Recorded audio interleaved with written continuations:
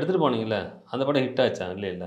ஆனா வர்மா தான் அவருடைய கேரியர்லயே வந்து ஒரு முதல்ல அந்த பிரச்சனைக்குரிய படமா மாறி போச்சு. அவரு இப்போ தயாரிப்பாளர்களே விலகி போற சூழ்நிலை ஏற்படும். அது எதனால ஏற்பட்டதுன்னு நினைக்கிறீங்க? ஆக்சுவலி அதுக்கு காரணங்கள் வந்து சார், வேற யாரோ 2 பேர் உள்ள புகுந்து, புரொடக்ஷன் சைட்லேருந்து புகுந்துட்டோ, வேற கன்ஃப்யூஸ் பண்ணி விட்டு, ஈகோ இது பண்ணி வச்சுட்டாங்க. வேற ஒண்ணும் கிடையாது. படமே எனக்கு ரொம்ப பிடிச்சிருந்தது.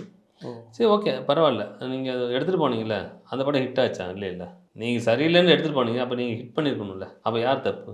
நீங்க அமைதியா இருந்தீங்கன்னாவே, இப்ப துருவ் வந்து பாலா சாரோட கண்டுபிடிப்புனாவே, இப்ப அவருக்கு அவ்வளோ இது இருக்கும். அதான் உண்ம. நான் ஏற்கனவே சொன்னது தான். பாலா சார் இல்ல பாலா சாரோடைய கத்துக்கிட்டது தான் துருவ் அவ்வளோ அவரோட ஆக்டிங். அவரு அமெரிக்கால படிச்சிருக்கலாம், இல்லன்னு சொல்லல. அவருமே நல்ல ஆக்டர் தான். ஸோ இதுக்கான விதை வந்து பாலா சார் தான். இன்னமும் நான் என்னால ஏன்னா ஃபுல்லா நான் தான் ஒர்க் பண்ணேன். ஸோ இவருடைய ஆக்டிங் கத்துக்கிற காரணம் பாலா சார் தான். இப்போ பாலா 25 அவருடைய கொண்டாட்டம் நடந்துட்டு இருக்கு.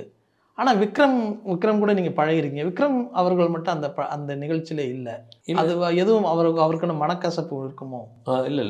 நான் ஊர்ல இருந்தேன். வர முடியாத சூழ்நிலை. எனக்கும் போ முடியல. அதுக்காக வந்து என்னைய கூப்பிடல, நான் போகல அப்படின்றத விட, அவங்கவங்களுக்கு ஏதாவது பர்சனல் விஷயமா இருக்கும். போகலான்னு முடிவு பண்ணியிருப்பாங்க. அந்த சூழ்நிலை ஏதாவது காரணமா இருக்கும். மத்தபடி நான் எனக்கு தெரிஞ்ச அளவுக்கு இன்ன வரைக்கும் பழகி பேசிட்டு தான் இருக்காங்க. வேற வேற சூழ்நிலையில இருக்குமோன்ற காரணம் தான்.